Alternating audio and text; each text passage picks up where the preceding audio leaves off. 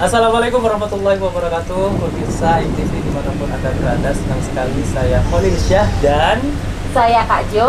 kembali menjumpai Anda semua dalam program spesial Istana Talenta Anak. Pemirsa, anak adalah permata dan perhiasan. Anak adalah calon-calon pemimpin bangsa. Di pundak mereka lah kelak kita titipkan negara ini. Budaya dalam kebinekaan dan keanekaragaman Nusantara adalah kekayaan kita. Anak-anak Nusantara harus kita kawal agar Indonesia bangga dengan potensi mereka yang mencerminkan pribadi bangsa bermartabat dan tetap menjadi kebanggaan bangsa Indonesia.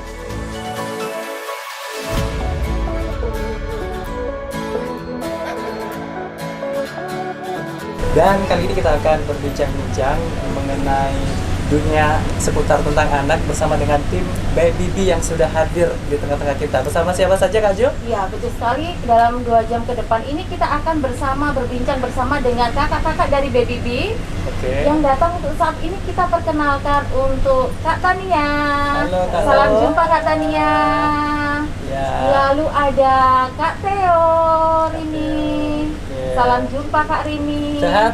Kak Tania Kak Rini? Sehat. Alhamdulillah sehat. Iya. Ini mungkin di segmen pertama ini ya, mungkin dari Kak Tania dulu nih bisa menyapa pemirsa di rumah. Silakan perkenalkan Anda sebagai apa di Baby B sendiri. Iya, jadi Baby B itu platform pendidikan anak usia dini, di mana kita berusaha mewadahi anak di bawah 6 tahun, orang tua dan guru juga untuk bisa belajar bersama di saat pandemi ini.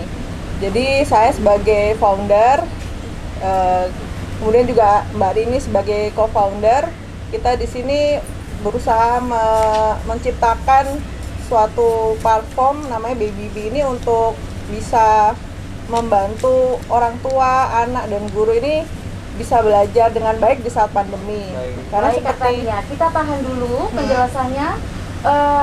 Kita mau tanya ke Kak Tania.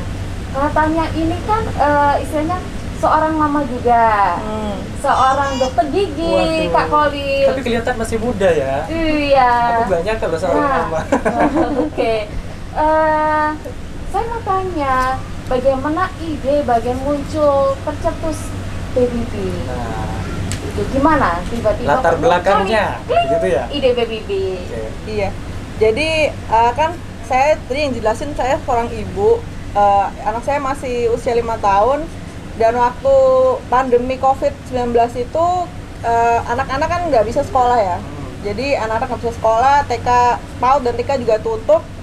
Jadi akhirnya orang tua saya sama suami ini terpaksa harus mendidik anak yang semestinya dibantu sekolah, jadi kita didik sendiri di rumah. Jadi kayak belajar baca, belajar nulis, kemudian belajar tata krama, belajar etika, Artinya orang tua yang jadi guru di rumah. Iya, gitu ya? jadi orang tua yang full mendidik anak di rumah. Oke. Dan kan nggak semua orang tua siap ya. Nggak semua orang tua ngerti caranya gimana untuk mendidik anak. Jadi akhirnya yaudah deh kita coba buat platform yang ada hubungannya dengan pendidikan anak usia dini. Jadi istilahnya menyelesaikan masalahku gitu loh Mas. Baik, Gitu. baik. Dan Jadi tantangan dari masalahnya Kak Tania sendiri ya? ya, jadi memang masalahku dan waktu aku cerita ke teman-temanku, oh ternyata mereka juga punya masalah yang sama. Kemudian aku tanya ke guru-guru juga masalahnya juga sama, mereka nggak bisa mengajar secara daring karena biasanya kan tatap muka ya, bahan ajar juga ada di sekolah. Ini mereka harus ada sendiri di online, mereka harus bikin sendiri dan mereka harus Zoom kan atau ya daring ya, itu bahan ajar mereka juga bingung. Jadi coba sih kita bikin platform di mana orang tua guru ini bisa saling sinergi mendidik anak tapi di rumah. Walaupun di sekolah sudah tatap muka pun juga masih bisa dipakai gitu loh. Seperti itu sih. Mungkin katanya pemirsa di rumah ini masih ada yang ngambang dan bertanya-tanya, sepertinya Baby B ini seperti apa sih begitu, platformnya bagaimana bentuknya? Mungkin ada yang masih penasaran, ini bisa Penasaran dijelaskan. Kak Tania? Iya. Kita memang untuk awal ini kita menyediakan lagu-lagu anak dulu dan animasi 2D melalui YouTube. Kemudian kita juga ada buku. Ini bukunya Lift the Flap, jadi interaktif. Oke. Ini buku apa ini? buku tentang anak-anak kita memang targetnya untuk anak PAUD ya, yang dimana usia segitu orang tua tuh masih perlu ngajarin anak untuk makan sendiri, untuk belajar toilet training, sikat gigi, mandi sendiri. Yang biasanya diajarkan di sekolah, dibantu gurunya diajarkan di sekolah, sekarang harus diajarkan di rumah. Jadi kita bantu orang tua nih, caranya gimana biar anak-anak itu bisa ngerti tanpa harus banyak effort. Iya, kita juga nanti lagu di buku kita juga akan kita buatkan animasi. Jadi orang tua ini bisa nyanyi sama anaknya sambil baca buku. Jadi lengkap sekali ya Kak Tania. Iya. Ada buku Kak Koli, lalu ada lagu ya Kak Tania. Iya, ada lagu. Lagu dan Animasi juga ada ya? juga Iya, ada. animasi Sangat juga menarik. bisa lihat di YouTube. Lagu-lagu kita juga udah masuk ke platform musik seperti Spotify, iTunes, Joox, itu kita udah masuk juga. Namanya apa? Mungkin pemirsa di rumah ini pada Iya. penasaran nih. Searching kalau di YouTube Baby B lagu anak gitu nanti Baby keluar. B lagu anak, Iya. nanti masuk keluar. Iya, nanti langsung keluar. Oke, kita tahan dulu Baby B lagu anak. Baik. Bagaimana peran pentingnya lagu Kak Tania dalam pembelajaran anak-anak? Jadi kalau saya waktu masih kecil ya, itu zaman saya tuh kita punya banyak lagu anak-anak. Mungkin kalau dulu tahu Trio Kwek Kwek, Tina Toon, terus Joshua, itu istilahnya masa kecil saya bahagia gitu, susahan ya. Tapi zaman sekarang tuh anak-anak nggak tahu ya kenapa ya kok kayak nggak ada regenerasi gitu loh, nggak ada regenerasi untuk lagu-lagu baru. Bahkan lagu-lagu yang sudah lama yang buatannya Pak Kasur, Ibu Sut itu ya nggak ada reproduksi ulang yang berkualitasnya bagus. Akhirnya kita pikir karena anak itu kan di awal umurnya kan pasti yang diajarin pertama kan lagu ya, anak harus bisa nyanyi dulu, itu kan belajar ngomong. Pertama belajar bicara kan lewat lagu. Nah itu kita coba, kita bikin lagu-lagu anak yang udah ada, dan juga kita juga bikin lagu original. Itu kita animasikan, kan anak-anak kan seneng ya kalau dia denger lagu dan dia nonton. Ini Dibanding sebenarnya hanya untuk dengar. anak usia berapa saja nih? Jadi Target kita sih di bawah 6 tahun sih Mas, karena kan usia itu anak-anak memang benar-benar harus belajarnya sebenarnya kan harus interaktif ya, visual belajar, mereka juga dari motorik mereka harus belajar. Sementara waktu kalau kita cuman taruh mereka di rumah belajar sendiri ya nggak akan optimal gitu loh. Jadi kita bikinkan buku, kita bikinkan lagu, animasi, nanti juga mudah-mudahan ada aplikasi dan ada taman wisata juga. Baik Kak Tania, untuk lagu-lagu sendiri yang akan diangkat Baby B apa? Apakah lagu kekinian masa kini atau anak-anak? justru lagu-lagu Iya. zaman dulu Apa tapi iya betul sekali. di apa namanya? Di record ulang, apa dinyanyikan ulang? Iya. Gitu. Iya. Bagaimana? Kalau sekarang sih kita masih lagu-lagu lama ya, kayak lagu Balonku gitu. Terus lagu-lagu ciptaan Pak Kasur, Ibu Sut, public domain istilahnya kalau istilahnya. Nanti kita juga bikinkan lagu original seperti ini kan lagu Sikat Gigi nih. Ini kan kita lagi open PO. Ini juga ada lagunya nanti. Sudah buat. Artinya juga ada tambahan lagu-lagu sendiri. Ciptaan sendiri. Iya. Ciptaan sendiri. Jadi nanti di sini di buku ini ada barcode yang bisa di-scan. Baik. Nanti akan langsung ke link ke YouTube kita. YouTube itu nanti video animasinya buku ini. Untuk mungkin pemirsa yang di rumah pengen tahu ya, tema-tema apa yang diangkat dalam bukunya Kak Tania ini? Kalau tema sih saat ini kita masih fokus ke belajar mandiri ya, karena kalau dari pengalamanku sebagai seorang ibu, itu paling susah itu ngajarin anak itu sikat gigi, mandi sendiri, terus makan sendiri, sama toilet training, itu udah paling susah deh. Setara kan biasanya dibantu sama gurunya ya, Baik.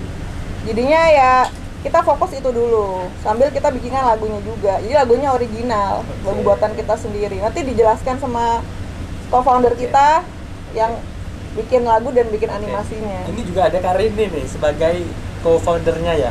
Iya. Oke, ini gimana Karini? Mungkin ada yang mau ditambahkan? Ditambahkan?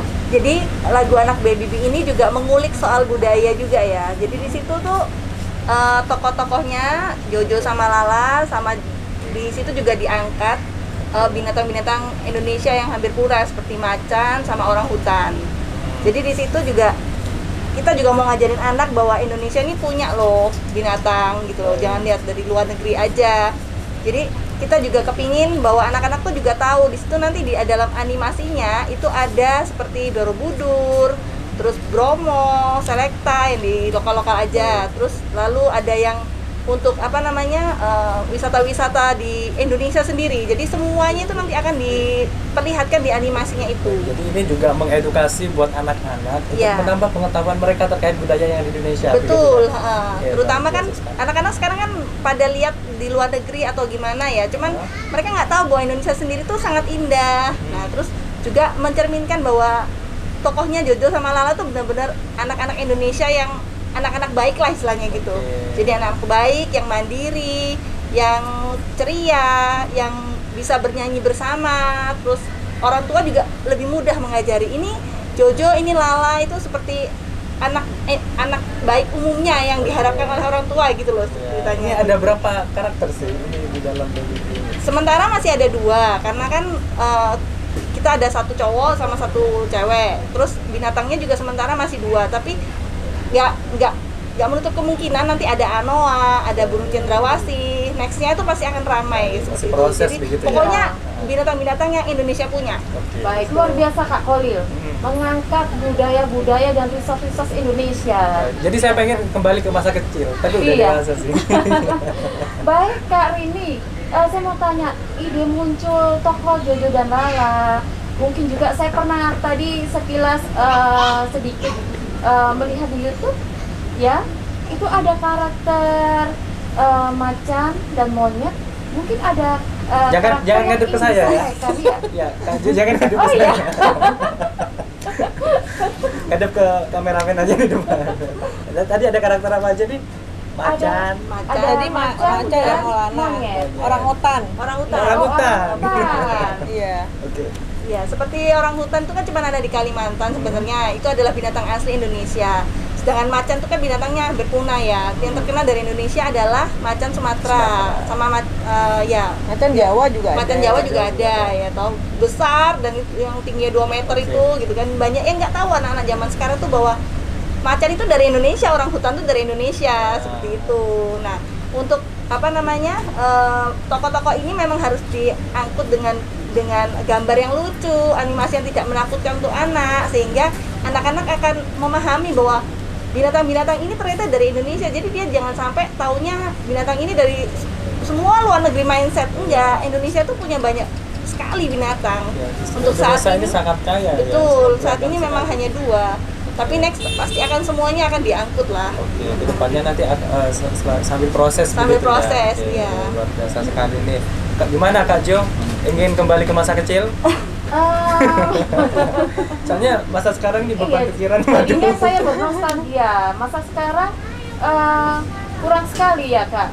Banyak-banyak tokoh-tokoh dari luar. Oke Kak Jo, ini sebenarnya dari tim Baby B sendiri ini gak hanya 2 orang kan? Masih banyak lagi kan? Betul sekali, masih ada kakak-kakak lain. Oke, Kak Kholil. boleh dipanggil nih kakak-kakaknya. Tapi ini suasananya ini mendung-mendung ini kayaknya mau hujan gitu ya. Iya. Segera dipanggil aja kalau gitu. Baik kalau gitu, boleh saya panggilkan untuk Kak Rahma. Oke, Kak Rahma silakan. Halo. Iya. Aduh. Silakan. Kak Vici, Ko Vici, akrabnya. Lalu dengan Kak Hendri. Oke. Si Kak Hendri. Silakan. Oh nggak cukup ya, saya yang berdiri aja tapi Waduh, nanti gitu. ambil ya bayarannya. Kayak uang lelah. Iya. Saya duduk ya. Jangan lupa habisnya ya. Oke, ini ada Kak Rahma, Kak Hendri sama Kak Vici. Betul sekali. Oke, Kak Rahma ini bagian apa nih? Mungkin bisa diperkenalkan Kak Perkenalan Rahma. dulu silakan. Iya, saya Rahma. Saya di voice over. Jadi yang bagian nyanyi nih. Oke. Bagian nyanyi lagu anak-anaknya di Baby B. Termasuk sama- niruin suara binatang nggak? Nanti mungkin gitu. Oke. Jadi suara Oke, nanti kita coba ya. Terus Kak Hendri, ini Kak Ya. Hendri nih. Saya bagian musik director dan bagian legalnya. Bagian nambahin musik-musiknya gitu, Kak. Ya, jadi bagian aransemen, bikin musiknya, terus bikin lagu-lagu originalnya untuk Oke, Baby B. luar biasa sekali. Kalau Dan Ko Vici sendiri mungkin bisa diperkenalkan supaya pemirsa tahu.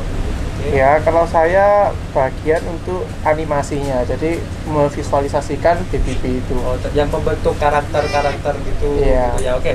Iya. Namun kita akan break terlebih dahulu. Nanti kita akan bincang-bincang lebih lanjut di segmen kedua. Dan pemirsa jangan kemana-mana. Kita akan segera kembali.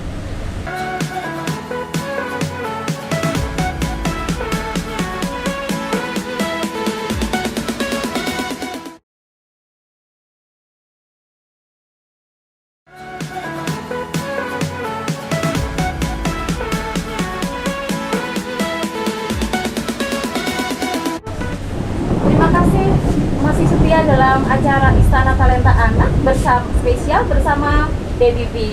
Oke, dan buat pemirsa di rumah nih jangan lupa bisa telepon langsung di nomor yang tertera, karena nanti ada banyak hadiah, ada baju bag cantik gitu. Betul sekali Kak Ya, Oli. makanya jangan lupa bisa dihubungi di nomor telepon di bawah ini, karena nanti ada 4 hadiah menarik buat pemirsa di rumah gitu. Oke, kita ini sudah bersama dengan BTW yang di sini kemana Kak? Nah, itu tadi saya terlewat Kak Kolil ini Kak Kolil. Ya, oke. Ini mungkin masih ke belakang atau gimana ya? Mungkin Oke, sekali. ya. Mungkin masnya bisa geser. Oke. Bisa duduk. Oke, tetap loh ya, double tip saya. Oke. Oke. Kembali lagi saya pemirsa mungkin ingin tahu tantangan apakah dalam ini timnya kan banyak sih, pekerjaan apa, tantangan apa dalam organisasi komunikasi sehingga terbentuk BB ini. Ya, Mungkin oke. Kak Theo bisa mewakili. Oke, sebelum jawab ini mungkin kita di suasana yang mendung, hujan. Oh, hujan. Oke. Silakan. Tapi masih semangat Masih semangat ya. bicara dengan kata-kata BB ini. Kalau menurut saya paling penting untuk di channel YouTube Baby B ini adalah Kofici sebagai yang pembuat animasinya. Oke. Selain juga Mas Hendri sama Kak Rahma, karena semua itu saling berkait ya. Saling Jadi nggak berkaitan. ada satu yang nggak penting, semua Baik. penting semua. Baik. Kalau satu nggak ada, nggak jadi, Oke. ya kan? Penyanyi nggak ada juga nggak jadi, ya kan? Animasi nggak ada tambah gila. Jadi sama-sama Semua penting, network ya. penting banget. Oke. Oke. Saling melengkapi. Merekatkan. Melengkapi. Saling melengkapi. Jadi Merekatkan. untuk animatornya ya Mas Vici ini ya, Kak Vici Iya. ini apa aja sih? Berarti yang buat karakter monyet tadi. Kalau karakternya kita udah tentukan, Udah nanti tentukan. Kak Vici yang bantu untuk jadi Buat- gerak, kayak gerak-geraknya gitu, gitu. terus jadi ngapain lah mereka kayak gitu. Oke. Bikin sesuatu benda dia menjadi bergerak Mas Kolil dia. Ini kedepannya gimana nih Kak Vici? Jadi kalau balik lagi, ini kan target segmennya kan ke anak-anak. Oke. Jadi kan anak-anak suka dengan lagu anak-anak, anggapannya kayak gitu. Tapi kan memang kita kalau di zaman sekarang ini kan mungkin ada kayak anak-anak kalau sekarang dengarnya lagu TikTok, ada dengarnya lagu apapun itulah. Jadi kita merasa agak anak-anak ini kayaknya kok berubah gitu loh. Zamannya udah berubah. Nah, dari BBB ini kan juga ada punya keinginan biar anak-anak ini mendengarkan yang seharusnya lah, anggapannya seperti itu. Nah, saya sebagai animasi juga setuju dengan hal itu. Kemudian mungkin kalau saya tuh rindu kayak di YouTube itu banyak lagu anak-anak, tapi mungkin animasinya masih kalah jauh sama mungkin kalau kita bilang dari luar atau dari internasional sudah mulai muncul yang sudah bagus, sudah ada. Jadi tapi kita ini ingin meramaikan juga biar anak-anak Indonesia ini nontonnya bukan konten luar terus gitu. Bukan konten-konten yang berbahasa Inggris yang nggak ada budayanya kita. Jadi kita mau menampilkan seperti itu. Jadi yang buat juga anak Indonesia, yang menonton juga anak di Indonesia, kita bisa masukin budaya Indonesia, daerah-daerah Indonesia. Jadi ya biar anak-anak kita ini, anak-anak terus yang meneruskan masa depan bangsa kita ini tahu budayanya kita ini kayak apa. Jangan-jangan nanti taunya budayanya luar, bukan budaya Indonesia. Tapi kira-kira memupuk bangga buatan lokal sendiri ya. Betul. Tapi kira-kira sebenarnya animasi yang disukai anak-anak itu yang seperti apa? Kalau sekarang ya bisa dilihat sekarang itu animasi yang disukai anak-anak ya otomatis yang gambarannya cukup bagus, berwarna, colorful, lucu, anggapannya kayak gitu ya. Meskipun gambarnya harimau, nanti jadi gemes, Games jadi nggak lucu, menakutkan betul, gitu betul, ya. betul sekali. Baik, tadi animasi yang disukai anak-anak. Proses pembuatan animasi sendiri itu bagaimana, Kok Bici? Mungkin bisa dijelaskan untuk supaya proses- dari tahu. Oke. Kalau proses pembuatannya, kalau animasi itu tidak simpel ya. Jadi kayak panjang banget untuk proses pembuatannya. Walaupun mungkin 10 detik itu membutuhkan waktu yang lama. Betul, gitu betul. ya. Kalau teorinya pembuatan animasi itu untuk pembuatan 3 detik sampai 5 detik itu membutuhkan 1 hari. Waduh. Jadi lama sekali. Soalnya tidak semudah itu untuk membuat animasi. Sementara untuk durasi dari satu lagu ini berapa? Kalau untuk yang Baby B ini kan satu lagu bisa 2 menit, 3 Berarti menit. untuk animasi sebanyak 2 menit ini membutuhkan waktu berapa lama nih? Proses pembuatannya. Lama, membutuhkan banyak orang juga. Jadi tidur. memang tantangan utamanya ya di waktu itu. Jadi gitu. Dalam di waktu itu kan orangnya juga banyak, untuk pembuatannya itu susahnya di situ. Oke. Gitu. Tentunya selain animasi, ini juga ada yang isi suara, voice over atau dubber. Gimana nih, Mbak Rahma, Kak Rahma? Iya. Ya saya sih emang awalnya juga gitu, jadi istilahnya apa ya, kebetulan saya udah punya anak juga, jadi anak saya juga masih usia PAUD nih.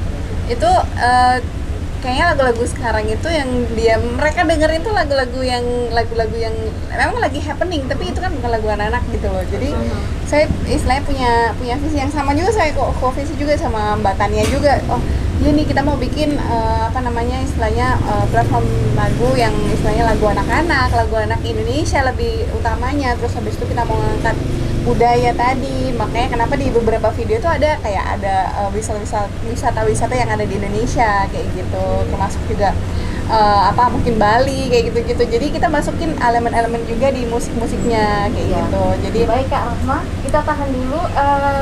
Kak Rahma ini seorang ibu, bener ya? Tapi masih muda ya? Gak nyangka ya? Akhirnya masih Wah, Kak umur ya? Kolil ini. Kalau lihat yang cantik dan bening-bening langsung. Oke, betul. oh, berarti masih normal ya? Masih dong. Oke Kak Rahma sebagai seorang ibu, tantangan apa untuk menyanyikan lagu anak-anak? Karena kan pasti ada istilahnya spesifikasi suara ini. Iya, jadi kalau saya sih lebih, mungkin karena saya juga guru PAUD ya, jadi istilahnya saya berinteraksi dengan anak-anak itu biasanya memang lagunya itu tidak yang sulit, dan menyanyikannya tidak yang bikin mereka tuh gimana niruinnya susah gitu nggak, tapi lebih ke yang penting mudah diingat. Terus nada abis itu juga agak-agak centil gitu, agak centil. Oke, santai, nanti kita coba. Jadi lebih membawakan lagunya itu ya udah, kita membawakan lagu untuk anak-anak yang mereka nerima juga lebih ringan, tapi mudah dihafal. Oke, Gitu. boleh dicoba dong satu lagi. Nah, ini Kak Kolil sudah mulai penasaran ini Kak Kolil. Musiknya Kok bisa tuh juga begitu kan? Iya, nanti soalnya Kak Ju juga bisa gabung di nanti. Kak Ju bisa kan nyanyi kan? Aduh, nanti anak-anak Pada nangis. Murat semua. Pada nangis semua. Oke, marah Mas. Nangis enggak? Ya misalnya nih kayak lagu misalnya satu-satu aku sayang ibu, dua-dua juga sayang ayah, tiga-tiga sayang adik kakak, 1, 2, 3 sayang semuanya. Gitu. Dia harus ekspresif. Iya. Beda Soalnya lagi mungkin anak-anak Kak Ju juga mau harus coba dibawa juga. ya. Jangan Kakak, nanti pecah. Iya, soalnya kalau anak-anak harus dibawa riang dulu, ya penting mereka tertarik dulu, mereka senang dulu, baru mereka akan pay attention. atau Ada bisa berapa baru- macam lagu nih hingga sekarang? Mah? Kalau sampai sekarang sih lebih ke 25. lagu anak, iya 25 ya, yang jadi. ya kurang lebihnya. Jadi lagu kita pertama lagu anak-anak dulu, yang istilahnya kita ngangkat lagu yang biasanya cuma di TK-TK dinyanyiin sama gurunya nih. Nah kita nyanyiin tuh di YouTube biar bisa diputar ulang gitu. Mereka juga Beruntung bisa sekali belajar. yang punya guru Kak Rahma. Jadi sebelum belajar, dinyanyikan dulu. Dia stimulus, dia ceria, materi yang disampaikan bisa masuk, Nggak betul. bosan tentunya begitu ya. Oke, luar biasa sekali, sudah ada 25 lagu nih ya yang sudah diciptakan. Tentunya Ini aduh sorry. Maaf, nggak diciptakan masih di aransemen ya. Iya. aransemen. Nah, jadi itu lagu-lagu lama yang kita reproduksi. baik. Khusus untuk Oke, mungkin pemirsa di rumah ini pada penasaran nih Kak Jo. Kira-kira lagunya seperti apa? Oke. Mari kita saksikan.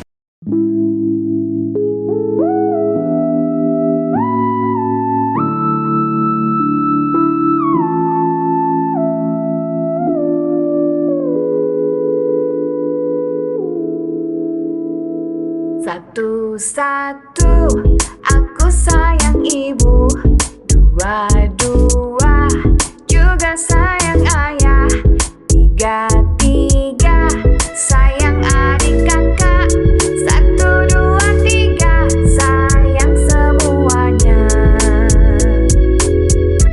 Satu-satu aku sayang ibu, dua-dua juga sayang ayah, tiga-tiga sayang adik kakak, satu, dua, tiga sayang semuanya.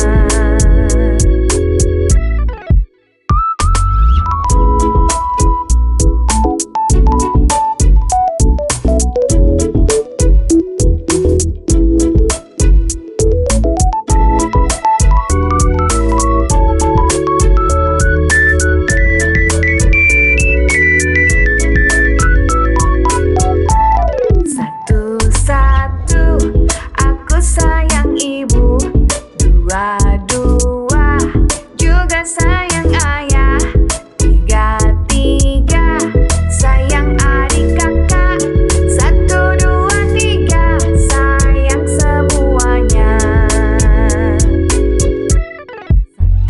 Satu-satu aku sayang ibu, dua-dua juga sayang ayah, tiga-tiga sayang adik kakak, satu, dua, tiga sayang semuanya.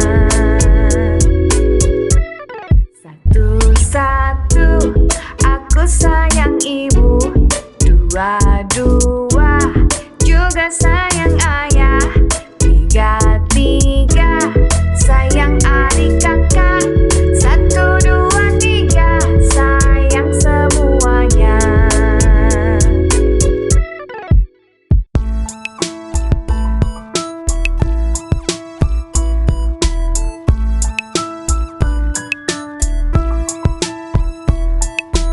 Cicak-cicak di dinding, diam-diam merayap, datang seekor nyamuk, hap, lalu ditangkap.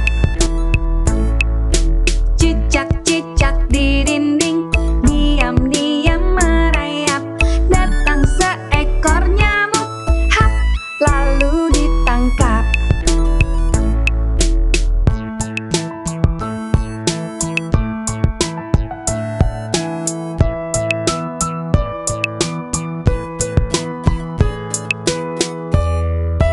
Cicak-cicak di dinding, diam-diam merayap, datang seekor nyamuk, hap, lalu ditangkap. Cicak-cicak di dinding, diam-diam merayap, datang seekor nyamuk, hap, lalu ditangkap.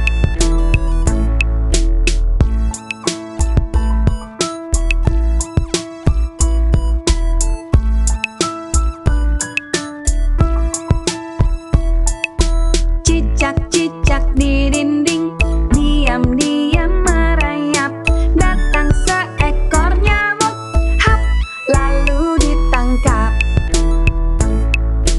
Cicak-cicak di dinding, diam-diam merayap, datang seekor nyamuk, hap, lalu ditangkap.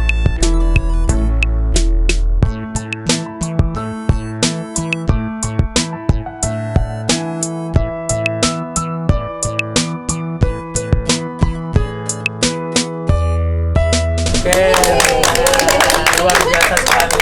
Ini suaranya dari Kak Rama ini merdu gimana gitu ya, kayak pengen serasa kembali ke masa kecil lagi, benar nggak? Betul sekali. Oke, karena sebentar lagi ini masih ada Mas Hendri. Ini bagian apa nih Kak Hendri? Musik director. Musik director. Kita akan lanjutkan di segmen berikutnya, dan pemirsa jangan Kemana-mana. Kita akan segera kembali.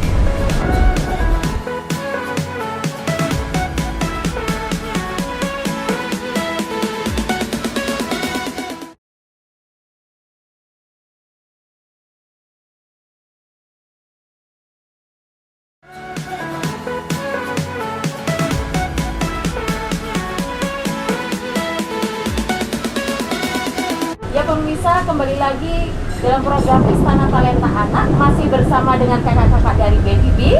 Ya, dan tentunya dengan suasana yang mendung mau hujan ini, tentunya ini ada hadiah menarik buat pemirsa di rumah. Ada 4 goodie bag buat pemirsa di rumah, nanti bagi pemirsa yang mau menelpon ke kita ya untuk bisa menyampaikan pertanyaannya, nanti akan mendapatkan 4 hadiah cantik goodie bag dari kami begitu. Tertera nomor telepon di bawah ini ya. Oke, ini kalau kita sudah bincang-bincang bersama dengan Kak Vici dan juga Kak Rahma, ini ada lagi satu. Tahan lagi Kak. Kenapa? Di segmen terakhir ini kurang lengkap kalau nggak ada Kak Tania. Oh iya ya, tadi sempat keluar. Oke, silakan Kak Tania. Boleh dipanggilkan Kak Tania. Halo, maaf ya saya balik lagi. Dan kira-kira siapa nih yang mau ngalah berdiri? Oke, saya karena saya sudah dijanjikan double ya. Pemirsa mungkin penasaran bagaimana sih proses pembuatan musik sendiri? Kayak gitu. Ya, oke. Tantangan apa mungkin kita bisa ke Kak Hendri untuk menjelaskan? Baik. Sebenarnya saya nggak ada bayangan ya sebelumnya untuk bikin lagu anak-anak.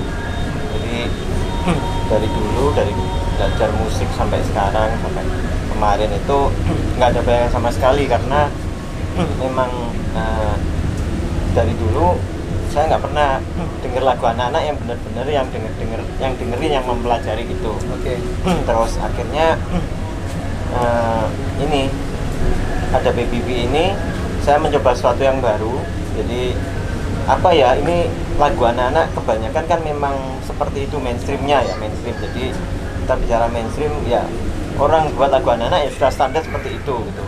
Jadi aku mencoba mengolah dari sisi-sisi yang lain ya, dari tapi masih ada edukasi anak-anaknya. Jadi aku lebih ingin memperkenalkan genre-genre yang baru untuk anak-anak sih. Jadi misalnya ada di salah satu track Lihat Kebunku, di situ ada gaya klasik yang ragtime, model ragtime gitu.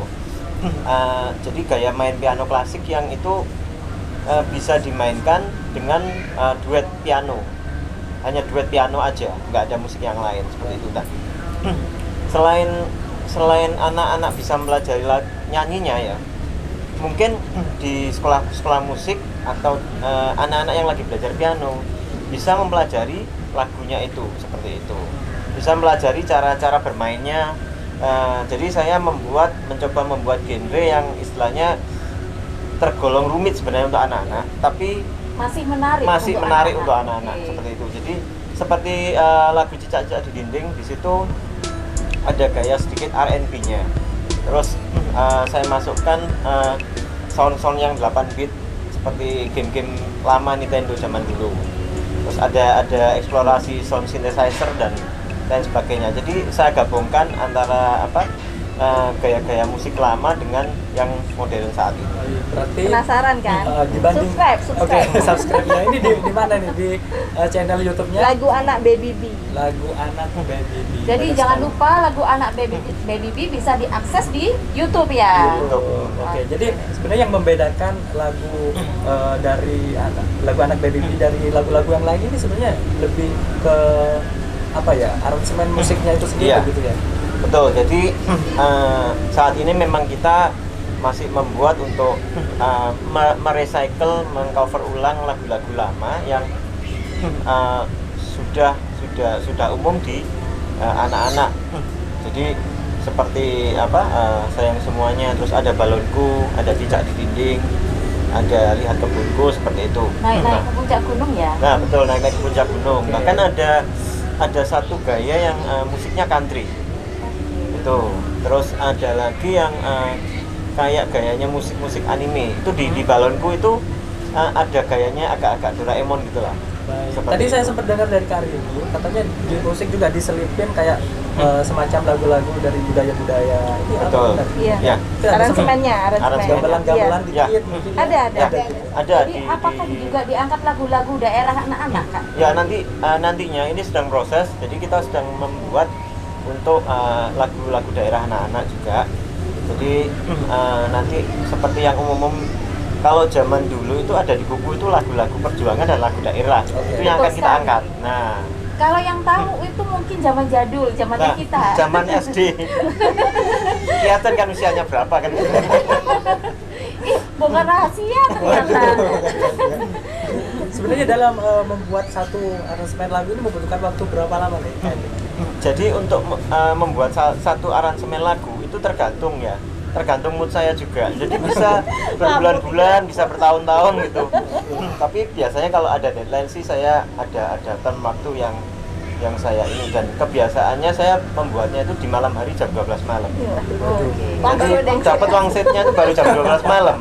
Jadi Gitu. itu salah satu trik ya. Ya, itu apa ya istilahnya, salah satu tips sukses Oh iya. untuk membuat aransemen. Jam 12 malam baru mulai. Luar biasa sekali. Ini mungkin kita pemirsa di rumah juga masih penasaran nih terkait dengan mungkin ada nggak sih Kak gitu, jatuh bangunnya selama ini seperti apa? Dalam membangun baby Iya. satu bangun. Kesulitannya apa sih? Mungkin Kak Tania. Kak Tania. Kesulitan sih kita pastinya ini ya, ya itu tadi bikin lagu ya, kita bikin lagu, kita risetnya sih yang lama, kira-kira masyarakat nih butuhnya apa sih, lagu-lagu yang dibutuhkan tuh sebenarnya benar-benar ada yang butuh nggak, terus saya kayak animasi yang disuka tuh kayak gimana sih, terus buku kayak gini, buku bener nggak sih orang akan pakai gitu. Tapi Terus sebenarnya masih sebelumnya pernah ada rasa khawatir nggak? Misalkan, wah lagu anak-anak kan banyak sekali kalau kita lihat kan di YouTube itu sudah pada bertebaran. Apakah nanti ada rasa khawatir ini nanti bakalan nggak laku di pasaran? Pernah seperti itu? Oh iya pasti ada lah ya, namanya juga apa ya, manusia pasti punya kayak gitu ya. Cuma kita kan mikirnya positif ya pasti ya, karena ya lagi-lagi kita balik lagi ke kebutuhan masyarakat. Oh ternyata memang lagu anak yang ini banyak yang butuh gitu loh. Kita udah ngobrol sama banyak guru, sama banyak orang tua, ternyata memang problemnya sama gitu sih. Kan pasti orang tua pengen memberikan yang terbaik buat anaknya. Walaupun cuma hal yang sepele seperti lagu anak pun kita pasti mikirin gitu loh. Itu sih kalau dari kita. Luar biasa sekali. Lalu ini juga ada buku-buku juga ya ternyata ya. Iya, ini buku saya juga sama, bikinnya sampai subuh-subuh.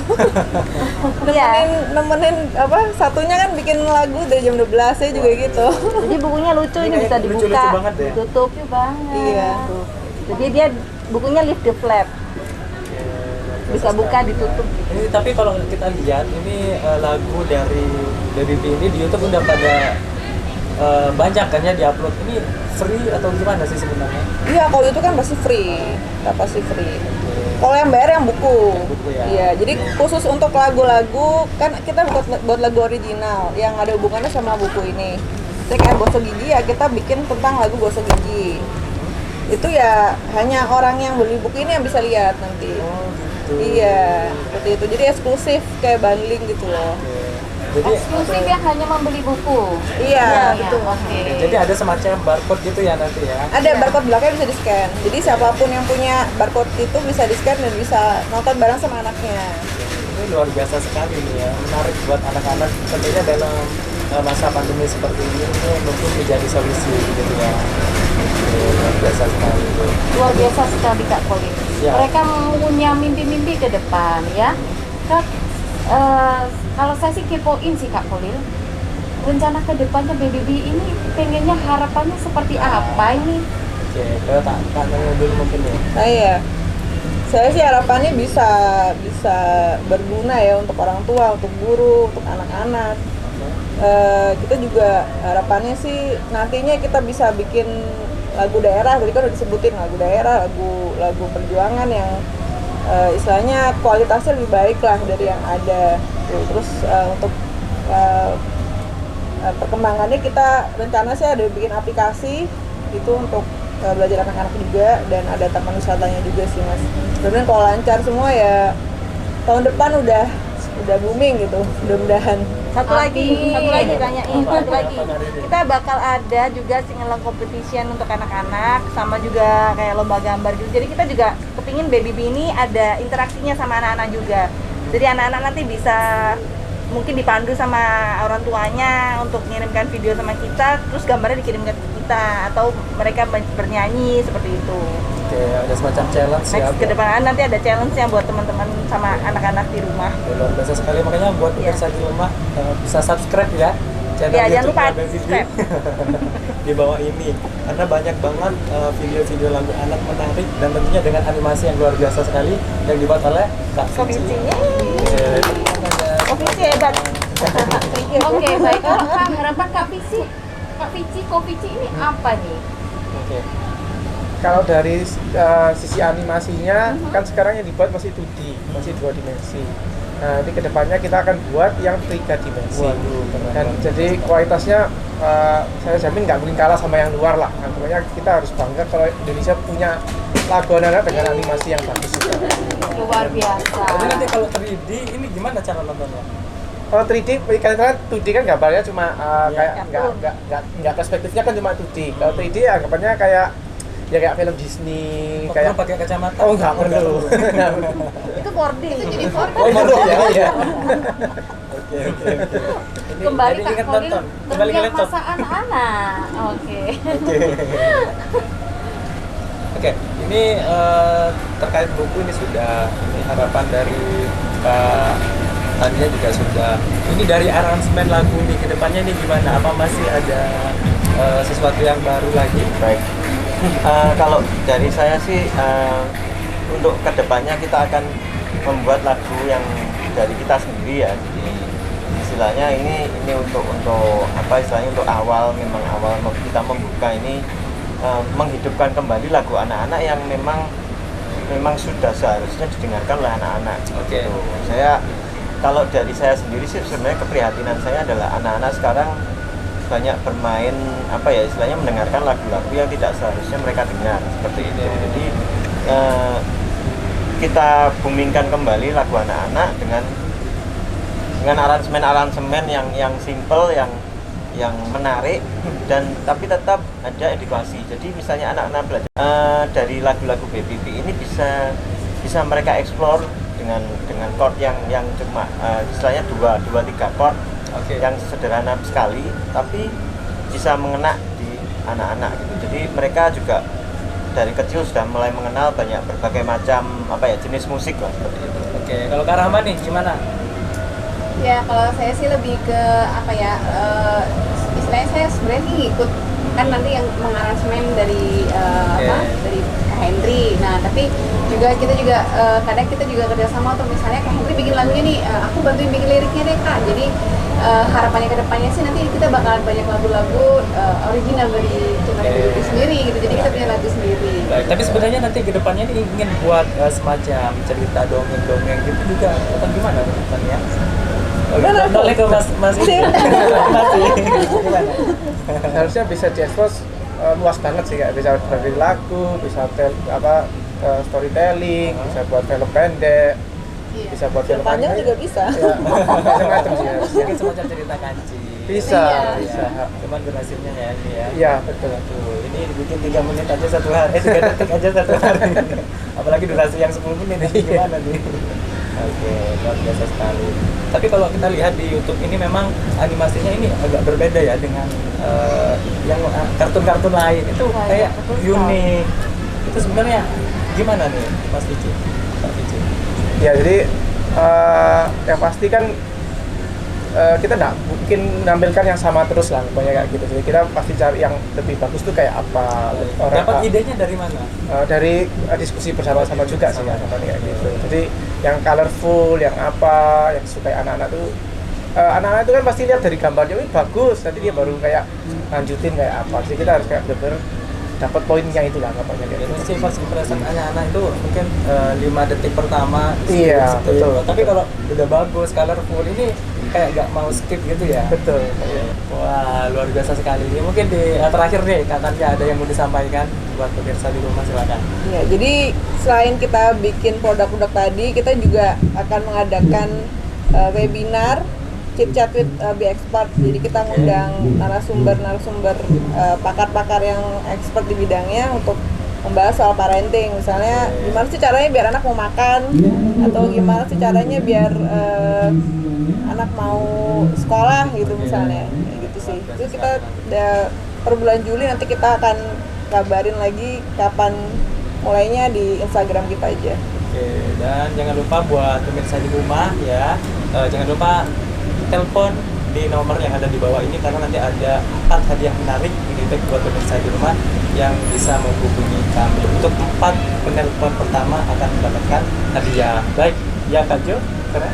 Betul sekali. Jangan kemana-mana, tetap stay di acara Istana Talenta Anak BBB. Kita nanti akan berbicara dengan BBB Expert Chit Chat. Ada perwakilan dari UNICEF dan ada apa lagi? Ya, nanti kita di segmen berikutnya ada 2 narasumber yang akan kita undang, yaitu bersama dengan Bapak Ermi Doin dari Kepala UNICEF. Kantor UNICEF Surabaya, dan juga ada Ibu Maria Farida Kurniawati, psikolog anak dan founder Baby Smile School Surabaya. Dan pemirsa jangan kemana-mana, kita akan segera kembali.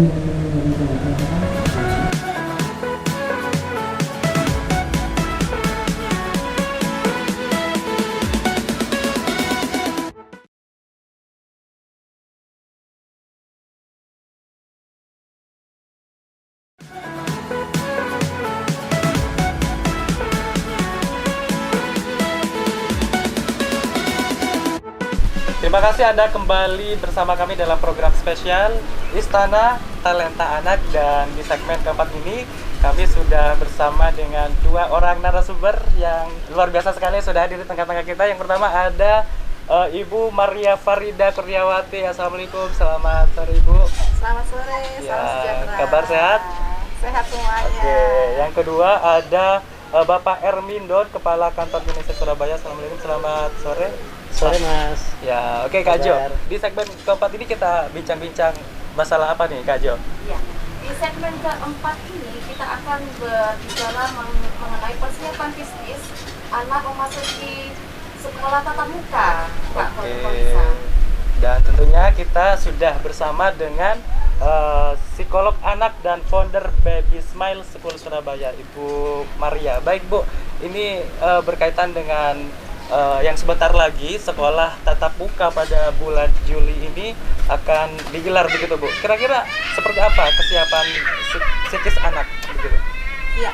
Jadi kalau kita bicara masalah persiapan dan kesiapan, ini mungkin harus sedikit dibedakan ya. Dalam arti persiapan menjelang tatap muka untuk anak-anak itu lebih ke arah bagaimana sekolah mempersiapkan secara media ya, secara sarana prasarana gitu, dan secara perlengkapannya. Nah, sedangkan kesiapan daripada pelaksanaan tatap muka nanti lebih ke arah bagaimana tim yang ada di sekolah terkait mulai dari kepala sekolah, guru, sampai dengan semua yang ada di dalam sekolah mempersiapkan kewaspadaan ya, tetap waspada dalam menghadapi proses tatap muka ini. Nah, secara psikis yang harus dipersiapkan oleh orang tua terhadap anak-anak sepertinya cukup banyak ya, terutama di dalam sosialisasi. Bagaimana orang tua mensosialisasikan ke anak bahwa sebentar lagi proses tatap muka akan dilaksanakan. Nah, ada beberapa hal yang nantinya bisa kita lakukan.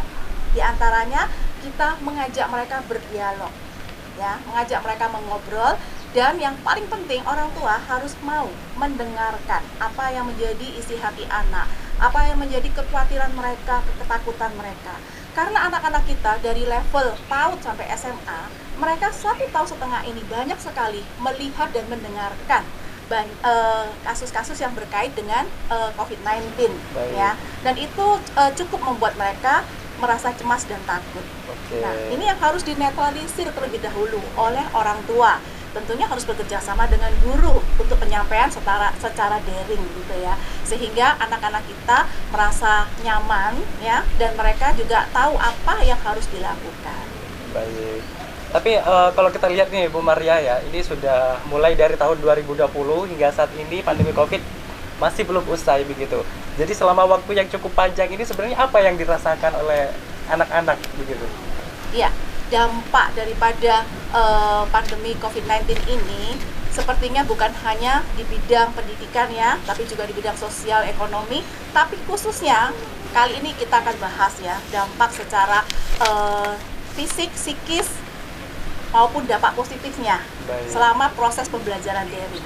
Karena selama pandemi Covid ini, proses pembelajaran yang awalnya offline menjadi online, ini bukan sesuatu yang mudah ya, tapi perlu kemampuan beradaptasi yang luar biasa. Baik dari para pendidik ya, kemudian dari orang tua dan dari siswa itu sendiri. Karena banyak sekali kendala-kendala yang terjadi yang dialami oleh orang tua gitu ya.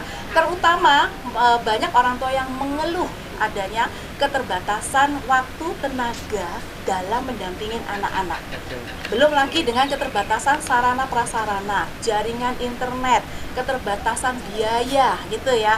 Nah, hal tersebut akhirnya membuat banyak orang tua yang menonaktifkan, mencutikan anak-anak dari bangku sekolah. Karena apa? Karena mereka merasa tidak sanggup mendampingin anak-anaknya, tidak sabar gitu ya. Nah, secara emosional juga jadi mudah marah. Nah, terutama ini terdampak di anak-anak PAUD dan SD. Banyak orang tua yang mencutikan mereka. Sehingga pemenuhan kebutuhan atau pemenuhan hak anak untuk mendapatkan pendidikan menjadi kurang optimal. Karena selama pandemi ini banyak anak yang tidak sekolah, khususnya PAUD ya, mereka menganggur di rumah, tidak ada aktivitas yang jelas, sehingga membuat anak-anak banyak mengalami penurunan, baik itu secara intelektual, kreativitas berpikirnya, kemudian inisiatifnya, dan sampai kepada keberanian dan kepercayaan dirinya. Baik, oke. Masih baik Kak Jo, mungkin ada yang kayak penasaran nih Kak Jo, ingin nanya sesuatu. Memang sebagai dampak pandemi COVID-19 ini, seperti yang dijelaskan Ibu Farida ya, orang tua juga kerepotan, anak-anak menjadi istilahnya proses belajarnya terhambat seperti itu. Bagaimana menjadi dampak psikologi atau psikososial dari segi anak-anak ini? Iya. Dampak daripada anak-anak sendiri selama menjalani proses pembelajaran daring ini secara psikis itu ya, anak menjadi tidak, karena proses pembelajaran daring ini dilaksanakan itu terkesannya kan monoton. Kemudian satu arah. Tidak ada interaksi, anak tidak bisa mengekspresikan dirinya, anak tidak bisa mendapatkan reward, tidak bisa mengembangkan motoriknya, tidak bisa mengembangkan talentnya. Sehingga mereka secara psikis banyak anak-anak yang sudah mulai bosan, kemudian menjadi jenuh. Ya, mereka menjadi tantrum, mudah emosi gitu ya. Nah, anak-anak jadi tidak bisa berinisiatif, kurang bertanggung jawab, kurang disiplin. Contohnya pada saat pagi mereka sekarang banyak yang udah jarang mandi. Jadi bangun pagi. Biasanya kalau sekolah itu mereka siap-siap bangun pagi, mandi. Kalau sekarang enggak, bangun pagi ya, terus langsung pakai seragam di depan laptopnya. Belum mandi, belum sikat gigi gitu. Itu yang terjadi. Ya mungkin ada yang Pak Ermi mau menambahkan, silakan Pak.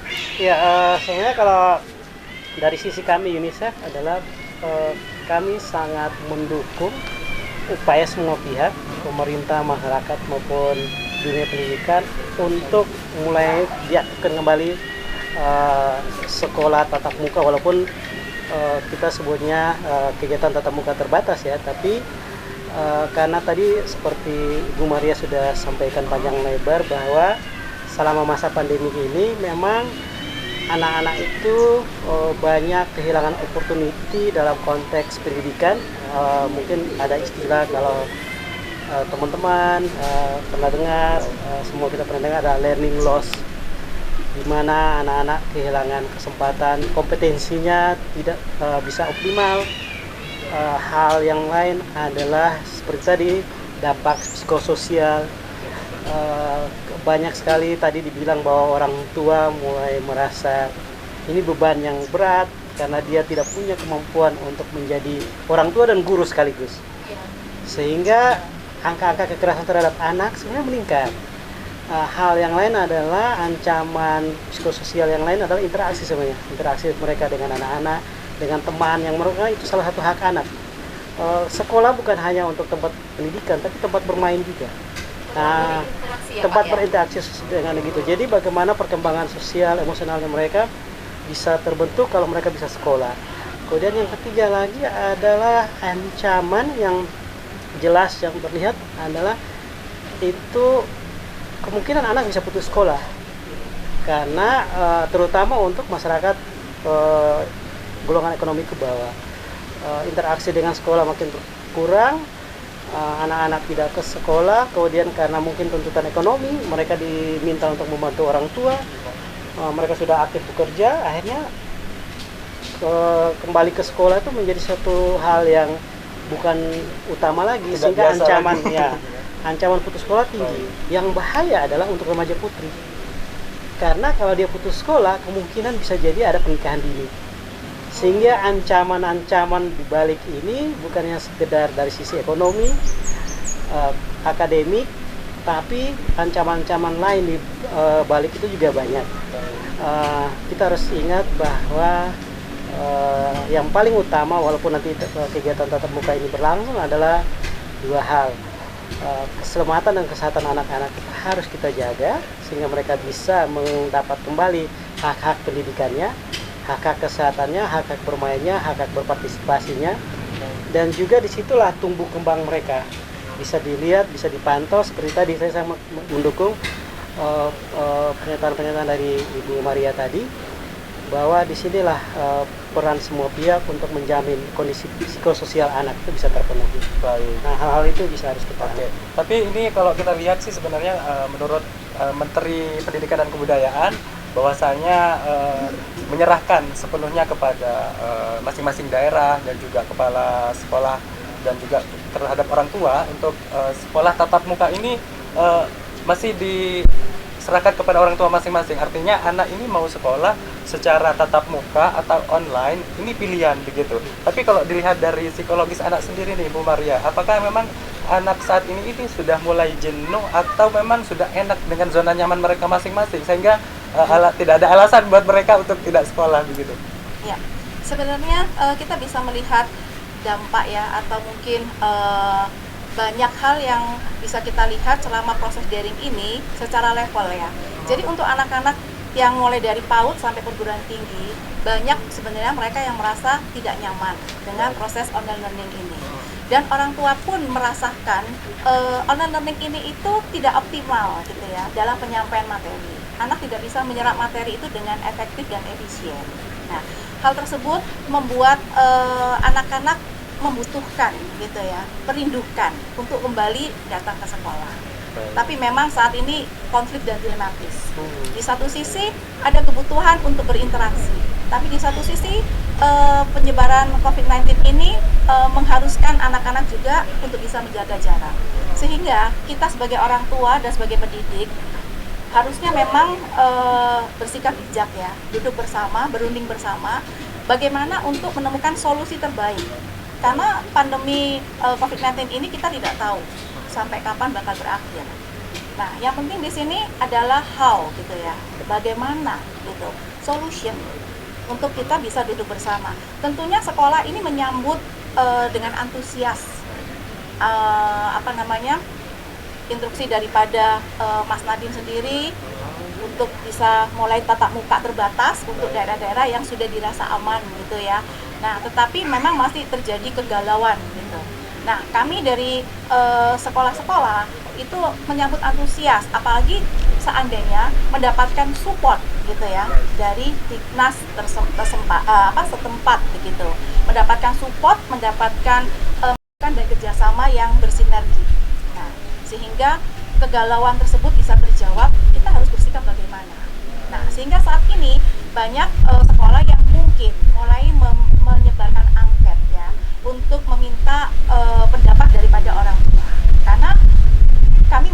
ada 3 tipikal saat ini ya. Jadi ada yang orang tua memang masih ketakutan ya, mereka masih kecemasannya tinggi dan tidak mengizinkan anaknya untuk bertatap muka. Sementara anak juga sama, karena anak itu kan sebenarnya bercermin gitu ya. Kalau orang tuanya khawatir, orang tuanya ketakutan, dia akan membaca itu. Nah, ada orang tua yang di sisi sebaliknya, dia percaya bahwa ini semua akan baik-baik saja dan anaknya akan menjadi lebih baik dengan tatap muka. Optimis ya.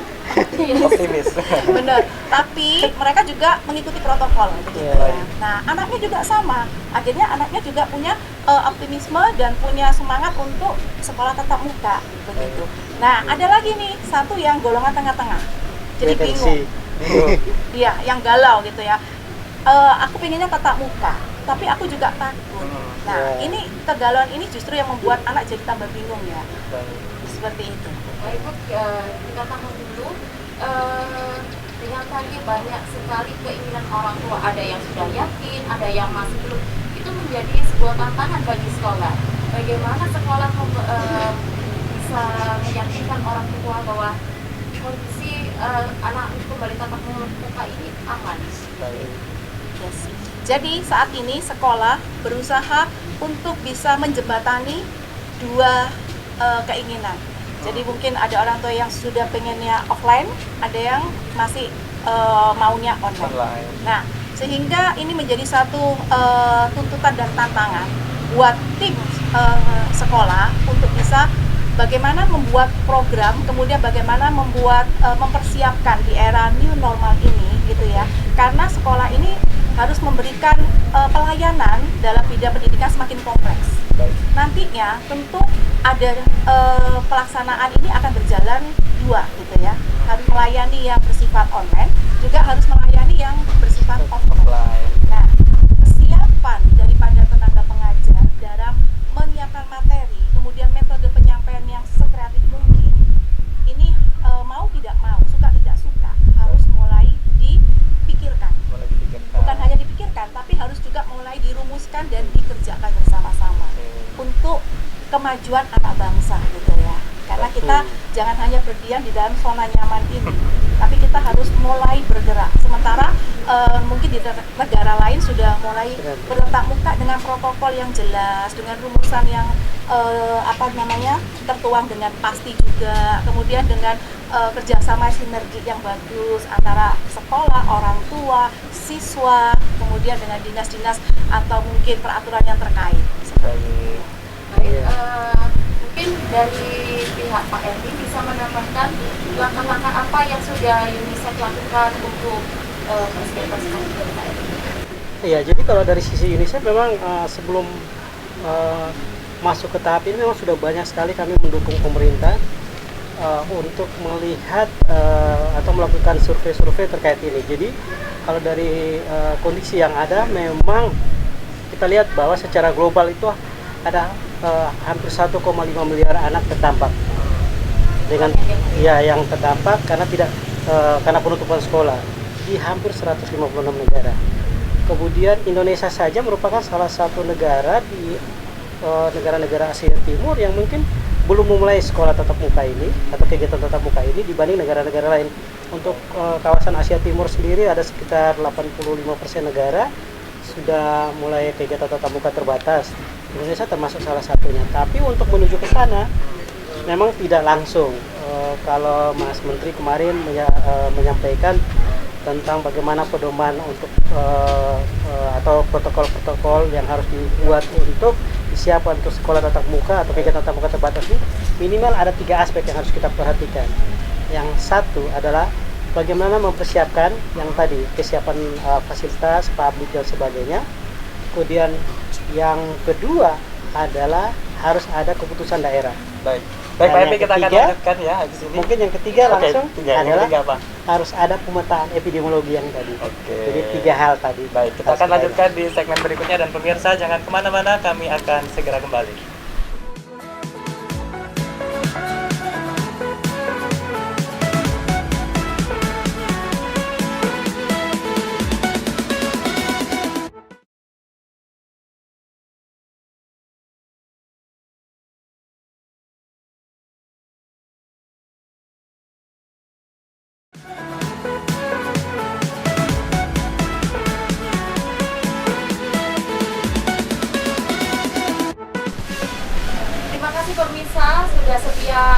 dalam acara Istana Talenta Anak spesial bersama Baby B. Kita masih dalam bicara mengenai bersama Ibu Farida Dan juga Pak Ermi, gitu ya, luar biasa masih menemani, masih semangat ya Pak. Oke. Semangat. Ya oke, kita tadi bahas Pak Ermi. apa ya, Iya. Kak Jo? Kita tadi terpotong karena ada yang lewat tadi. Oke. Mas Faisal, boleh Dilanjutkan tadi dengan mengenai yang bisa tadi, Oh, Pak? Oke, ya jadi gini, sebenarnya tadi kalau di akhir segmen sebelumnya mungkin kita berdiskusi tentang bagaimana untuk kita menyiapkan sehingga pembukaan sekolah atau kegiatan belajar tatap muka terbatas ini bisa berjalan dengan lancar. Memang ada 3 hal utama yang harus kita perhatikan. Yang pertama adalah yang tadi mungkin Ibu Maria sudah singgung adalah bagaimana kesiapan sekolah, kesiapan orang tua dan semua warga belajar itu untuk masuk ke sekolah tatap muka ini. Kemudian yang kedua adalah tetap harus berdasarkan izin dari pemerintah daerah setempat dari hasil analisa-analisa yang ada. Kemudian yang ketiga adalah yang juga tidak kalah kita harus ingat adalah juga berdasarkan tentang peta kondisi epidemiologi kasus COVID-19 di daerah bersangkutan. Karena pembukaan sekolah ini seperti tadi ditekankan oleh Mas Menteri yang saya ulang lagi bahwa harus tetap mempertahankan 2 hal. Kesehatan dan keselamatan warga didik, dan yang kedua adalah tumbuh kembang anak. Nah, untuk memenuhi semua itu, semua faktor-faktor ini harus disiapkan. Contohnya untuk kesiapan sekolah, kita harus pastikan apakah semua fasilitas, sarana sanitasi, sarana cuci tangan, hand sanitizer, masker itu ada tidak mendukung kegiatan di sekolah. Kemudian yang kedua, apakah guru-gurunya atau masyarakat sekolahnya terutama para pendidik sudah mendapat vaksinasi. Kalau bisa vaksinasi lengkap 2 dosis. Kemudian yang terakhir lagi adalah juga ada pemetaan terhadap kondisi masyarakat dan warga sekolah itu, sehingga mungkin warga sekolah atau yang punya penyakit bawaan atau orang-orang yang tidak bisa ikut kegiatan tatap muka mungkin tidak dipaksakan. Tadi juga disinggung tentang ini dikembalikan ke orang tua. Jadi memang orang tua dikasih kebebasan untuk memilih apakah bersedia mengirimkan anaknya ke sekolah dengan kondisi-kondisi yang sudah dipenuhi atau memilih untuk tetap kegiatan PJJ, jadi pembelajaran jarak jauh. Semua punya konsekuensi, ada keuntungan, ada kerugiannya.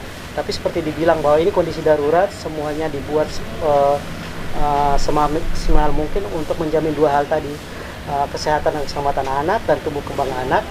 Bahkan kalau kementerian pun mereka membuat ada yang namanya kurikulum darurat yang tadi mungkin dibilang oleh Ibu Maria tadi, sehingga semua orang harus berinovasi melihat hal-hal ini untuk mulai menyiapkan bahan ajar, warga didik dan semuanya seperti siap untuk menghadapi tatap muka terbatas ini di bulan Juli nanti. Baik, Pak Ermi ini masih berbicara mengenai sekolah tatap muka, artinya tidak lepas dari yang namanya protokol kesehatan ya Pak. Betul. Mengenai protokol kesehatan sendiri ini, apakah masing-masing sekolah ini sudah siap untuk menyediakan protokol kesehatan, dan apakah memang ada standar khusus dari pemerintah terkait protokol kesehatan? Bahkan ada yang mengatakan bahwasanya dalam satu kelas itu ada 2 guru Pak. Yang satu khusus ngajar, yang satu untuk mengawasi jarak anak-anak nanti berkerumun. Nah, ini gimana Pak? Jadi kalau pemerintah sendiri awal bulan kemarin sudah meluncurkan aturan tentang protokol kesehatan untuk kegiatan tatap muka ini. Dan di situ sangat jelas aturan-aturannya lumayan detail. Contohnya sekolah harus punya semacam mekanisme atau daftar klinik, daftar hal-hal yang harus dipenuhi. Mulai seperti tadi contoh syarat cuci tangan, hal-hal seperti hand sanitizer, masker dan sebagainya. Kemudian yang kedua juga bahkan ada sekolah juga harus menyiapkan macam satgas COVID di sekolah yang seperti tadi. Kemudian tentang kegiatan proses belajarnya juga ada aturan bahwa mungkin dalam 1 minggu cukup 2 hari. Kemudian dalam 1 kali pertemuan hanya 2 jam. Warga belajar hanya boleh hadir 25% dari kapasitas kelas. Artinya sekolah beda-beda peraturannya, gitu Pak? Tidak, itu standar, dia harus standar itu. Makanya itu dibuatkan standar yang sama untuk semua sehingga bisa dinilai. Sehingga nanti ada aturan, kita bisa menilai aturan-aturan keberhasilannya terhadap kepatuhan, terhadap pemenuhan hal-hal yang tadi yang harus dipenuhi oleh sekolah juga aturan-aturan keberhasilan yang lain yang semuanya sudah diatur oleh standar-standar yang ada secara bersama oleh 4 menteri tadi. Berarti nanti ada semacam monitoring dari pemerintah kepada sekolah-sekolah terkait. Betul, bahkan kalau saya tidak salah ingat, nanti ini akan jadi dikasih waktu untuk sekolah sekarang menyiapkan semua sampai awal Juli. Nanti tatap mukanya tuh bagi yang sudah siap dimulai di tahun ajaran baru di Juli, dan nanti dalam 2 bulan nanti akan dibuat evaluasi lagi. Gitu. Jadi tidak serta-merta jalan kemudian seterusnya. Jadi bisa juga atas kondisi tertentu tatap muka ini bisa saja diberhentikan, di stop. Mungkin karena kasus tertentu, mungkin ada kenaikan kasus COVID-19. Ya, kemudian semua ada sekolah yang mungkin positif warganya, sehingga harus dibuat asesmen untuk semua warga belajar di situ. Kemudian mungkin juga karena kondisi tertentu ada aturan dari pusat yang menyarankan bahwa sekolah harus berhenti dulu. Jadi semua itu sangat dinamis dan tergantung dari suasana. Tidak saklek begitu ya Pak? Standar harus standar dibuat, harus kita patuhi, tapi tentang pelaksanaan jadi kalau pelaksanaan harus standar, itu wajib. Tapi untuk melihat apakah ini berjalan terus, nah itu di situ kita lihat kondisinya untuk bisa. Baik, Bu Maria, mungkin ada yang mau ditambahkan, silakan. Ya, terkait mungkin tadi yang sudah dijelaskan oleh Mas Elmi, saya sangat setuju ya. Kesadaran daripada tim yang ada di sekolah ya dengan tim orang tua ini harus benar-benar komitmen dan konsisten.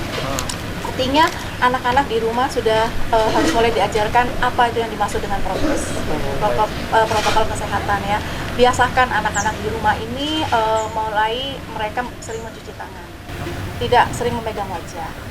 Kemudian kalau keluar rumah mereka diajarkan untuk konsisten memakai masker, tidak makan sembarangan, buang sampah pada tempatnya, ajak anak berolahraga, berikan mereka makanan sehat. Sementara dari tim sekolah sendiri, mungkin dari jajaran kepala sekolah, guru, sampai semua warga sekolah harus juga punya kesadaran, punya rasa tanggung jawab yang tinggi, serta kedisiplinan yang tinggi untuk mau mengikuti prokes yang ada. Ya, karena ya mungkin karena kita belum terbiasa disiplin, sehingga seringkali banyak prokes itu yang mungkin terlewatkan, tidak sengaja, tapi terlupakan. Seperti misalkan contoh nyata, kita mau masuk ke satu tempat, kita tidak terbiasa dengan mencuci tangan. Ya, kemudian pengukuran suhu. Ya, dan itu salah satu indikator yang diwajibkan nanti dalam tatap muka. Semua harus ada termogan, semua harus diukur, seperti betul. itu. Nah, jadi paling nggak minimal ada standarisasi yang jelas gitu ya Mas Erni. Jadi paling nggak minimal harus ada wastafel atau tempat cuci tangan dengan air mengalir, kemudian ada sabun dengan tisu, toilet. Nah, kemudian ada pengukur suhu, kemudian sarana prasarana seperti ruang terbuka. Kami melihat juga ada prokes yang tidak menggunakan AC di ruang yang lembab ya. Betul. Ruang terbuka, kemudian jarak meja kursi Minimal 1,5 meter. Betul. Kemudian tersedia sampah kering, sampah basah ya. Kemudian kamar mandi, ruangan kelas semua dalam kondisi yang bersih. Nah, itu memang harus mulai sekarang dipersiapkan dan dilatih. Bahkan kita dalam aturan yang dikeluarkan oleh kementerian itu, jadi ada SOP sebelum di sekolah, pada saat sekolah dan setelah pulang. Jadi contohnya sebelum itu anak dipersiapkan mulai dari rumah, disiapkan yang seperti tadi, diajari cara memakai masker. Kemudian waktu datang tidak ada di guru, tidak ada kayak zaman dulu mungkin ada cium tangan atau salaman, sekarang tidak boleh. Nanti kalau sebelum dia masuk, protapnya adalah semua meja atau lingkungan belajar itu sudah disinfektan. Ada sarana cuci tangan dengan disinfektan yang tersedia merata untuk cukup untuk anak-anak. Kemudian waktu selama belajar juga ada tadi semacam tim, sehingga ada guru yang mengawasi, tim yang mengawasi, karena biar bagaimanapun ini anak-anak. Pasti ada ketemu teman, pasti mereka kangen selama ini tidak bertemu, rindu mau peluk-pelukan atau apa, pasti itu akan ada tim untuk mengawasi. Hal yang lain adalah tadi sebelum, pada saat, dan bahkan pulang. Aturannya nanti setelah mereka pulang, meja-meja dibersihkan kembali, mungkin hand sanitizer yang tadi sudah dipakai sudah berkurang harus diisi kembali. Kemudian tadi anak-anak disiapkan itu termasuk bagaimana mereka disiapkan makannya dibawa dari rumah. Pada saat makan tidak boleh membagi makanan dengan teman, bukan berarti mengajari mereka selfish, tapi dalam konteks sekarang adalah menjaga kesehatan. Jadi prinsipnya adalah menjaga kesehatan. Kemudian mungkin kantin belum bisa dibuka. Jadi anak-anak belajar 2 jam, nanti mereka makan bawaan makanan dari rumah. Nah, hal seperti itu memang kelihatan sepele, tapi dalam penerapannya pasti akan susah. Nah, di sinilah peran orang tua, warga belajar, guru, dan tenaga pendidik semua sangat penting. Kita tidak menyinggung tentang bagaimana kurikulum dan sebagainya, karena itu bukan kompetensi kami, tapi dari yang ini saja sebenarnya sudah sesuatu yang berat untuk kita sama-sama perhatikan dan mulai membiasakan. Betul sekali. Tapi nanti Bapak, setiap keluarga pasti mempunyai istilahnya kedisiplinan masing-masing. Nah, untuk anak-anak yang tidak berdisiplin, apakah ada konsekuensinya? Bagaimana ini? Jika mereka mungkin sekolah sudah menerapkan aturan atau protokol sedemikian rupa, akan tetapi mungkin dari anak atau orang tua itu lalai untuk mematuhi protokol. Apakah ada sanksi-sanksi dari sekolah? Ya, jadi sebenarnya karena situasi ini kan bisa dikatakan situasi yang darurat seperti tadi Mas Emil katakan ya. Nah, kita mungkin tidak membebankan yang namanya sanksi, tapi kita mengedukasi. Mungkin istilah itu yang lebih bijak gitu ya. Nah, seperti tadi yang kita sepakatin ya, budaya disiplin kita ini masih belum optimal. Budaya untuk bertanggung jawab, untuk berinisiatif, kesadaran untuk mengikuti SOP yang tadi sudah dijalankan, itu masih minimalis. Kita harus akui bersama. Dan itu harus kita bangun bersama-sama ya. Karena kita ini harus dipaksa untuk bisa disiplin, untuk bisa konsisten. Nah, sehingga kalau tadi terkait dengan pertanyaan Bu Yohana, bagaimana untuk yang lalai? Ya kita berkewajiban untuk selalu mengingatkan. Berkewajiban untuk saling menegur gitu ya. Nah, kemudian contoh nyata aja, masih banyak warga sekolah juga, mungkin juga para guru selama di dalam lingkungan sekolah, mereka juga lepas masker gitu, ya kan? Mereka juga makan rame-rame. Karena apa? Karena tidak terbiasa. Nah, ini kita edukasi, kemudian kita lakukan sosialisasi terus, kita berikan contoh terus gitu ya. Ibaratnya itu kan kebaikan itu menular. Kita berada di tempat yang baik. Nah, sehingga di rumah kalau orang tua memberi contoh yang baik, anak akan menjadi baik. Di sekolah, guru memberi contoh yang baik, anak akan menjadi baik. Dan nanti mungkin budaya memakai masker ini menurut pandangan saya itu menjadi suatu kebiasaan ke depannya nanti. Artinya nggak ada lagi. Kalau malah yang aneh ketika kita mencopot masker gitu ya. Betul, betul. Karena memang masker ini kan sebenarnya bukan hanya untuk bukan hanya untuk COVID-19 ya, tapi juga melindungi kita dari debu gitu ya, melindungi kita dari bakteri dan kuman yang lain. Yeah. Jadi sebenarnya di sinilah tadi kalau kita singgung tentang kedisiplinan dan sebagainya, jadi dukungan psikososial, guru konseling di sekolah, ya itu akan sangat membantu karena kita tidak ngomong tentang sanksi, tapi bagaimana mendidik. Jadi kemudian yang kedua adalah yang paling penting itu adalah timnya. Jadi tim Satgas COVID-19 di sekolah itu aktif, sehingga ada yang jadi ada yang mungkin untuk mempersiapkan warga belajar dan termasuk murid dan guru.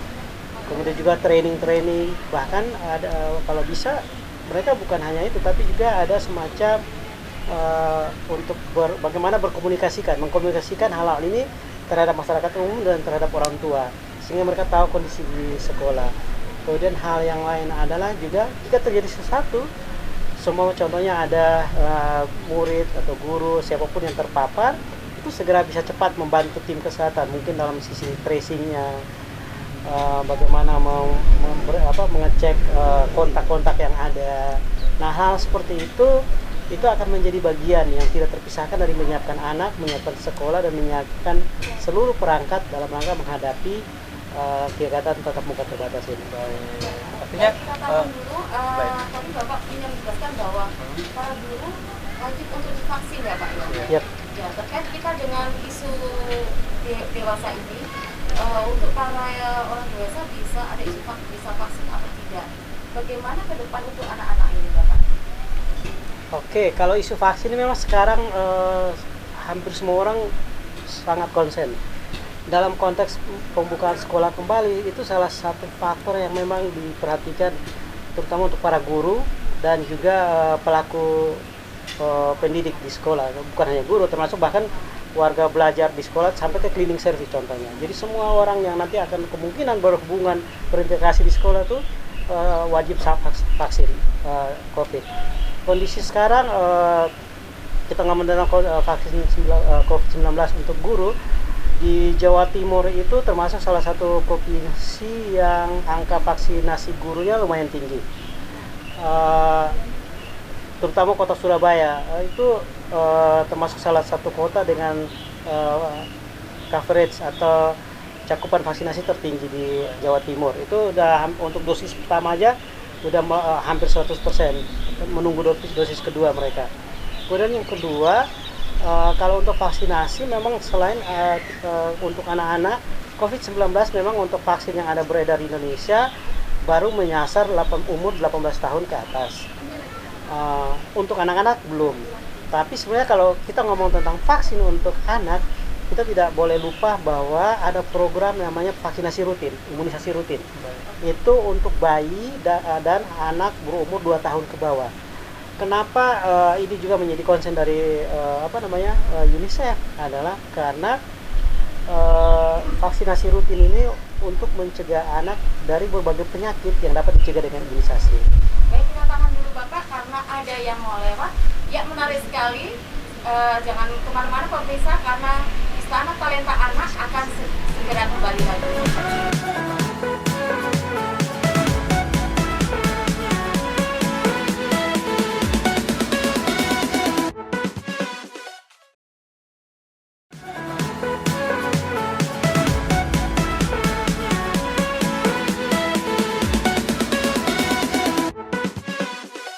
Terima kasih Anda kembali bersama kami dalam program spesial Istana Talenta Anak. Dan di segmen terakhir ini pemirsa, nanti kita akan bagi-bagi hadiah menarik, yaitu hadiah Goodie Bag cantik.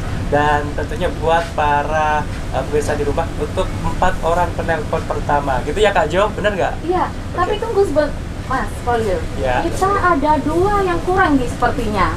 Oke. Dari dan teman-teman kita Baby B team ini. di segmen terakhir ini kita sudah hadir teman-teman tim Baby B, bener ya? Oke. Ini agak kurang lancar gitu nyebutinnya Kak. Dan masih ada yang belum gabung di sini ya? Betul. Oke, siapa aja Kak sekali. Jo? Kita panggilkan coba yang kurang adalah Kak Rini dan Kak Tania, karena mereka adalah 2 orang yang sebagai penjaga Baby team. Oke, silakan. Oke, ini kita agak kebagian tempat duduk ya. Ya udah kita di belakang aja. Silakan. Terima kasih. Berarti bayaran kita double, Mas. Iya. Gitu ya. Benar. Yang lain pada duduk, kita berdiri. Iya, betul sekali. Oke, di segmen terakhir ini mungkin kita akan nanya-nanya closing statement ya.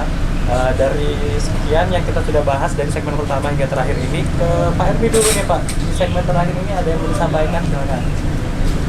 Oke, mungkin kalau dari saya yang paling pertama adalah bahwa hak anak dalam kondisi apapun harus dipenuhi.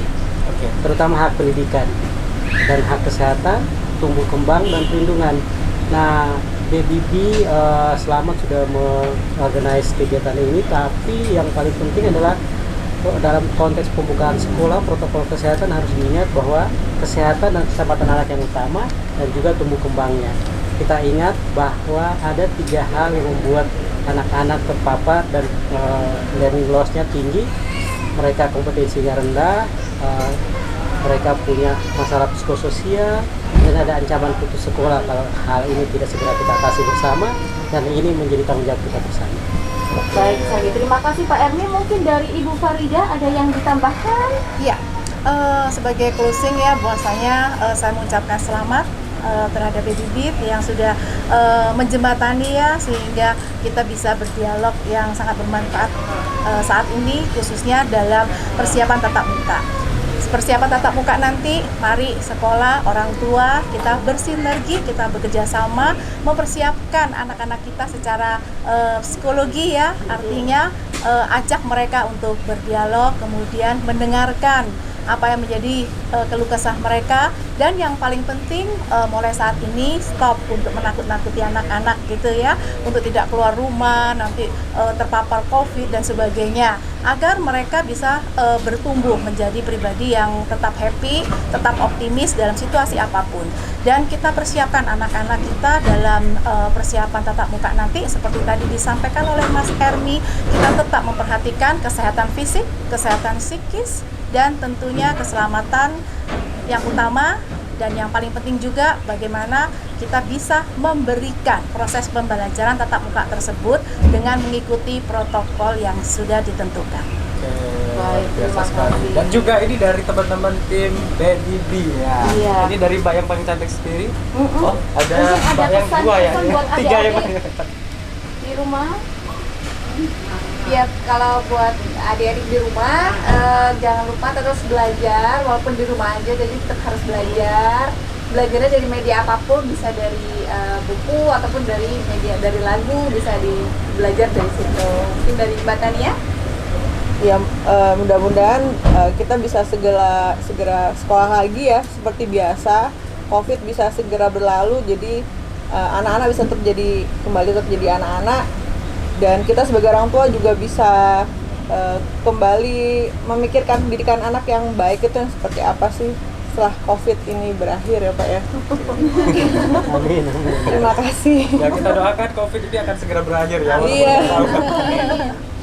Oke. Tapi tetap harus optimis Mas. Kalau Ya, pastilah nanti hilang COVID. Iya. Gitu. Ini dari teman-teman yang lain ini yang berdiri Masnya ini. Nah. Ini capek gak Mas? Oke, nanti bayarannya juga double nih. Kalau saya sama sih kayak teman-teman lainnya, mungkin juga bukan anaknya aja tapi dari orang tuanya yang mungkin lebih stres ngadepin anaknya. Jadi tetap semangat, dari orang tua tetap semangat untuk mendidik anaknya yang sekarang ini kita juga nggak tahu sampai kapan berakhirnya corona ini. Tapi ya kita berharap lagi biar cepat selesai. Semangatnya jangan patah saya sekarang, tapi bisa berakhir. Nanti kita juga didikannya juga lebih baik lagi kan. Baik, terima kasih. Ternyata ini sebuah curhatan Kak Koli. Jadi orang tua lebih stres ternyata daripada anaknya. Tapi bener gak ya? Kita tanya ke Bu Maria, bener gak Bu?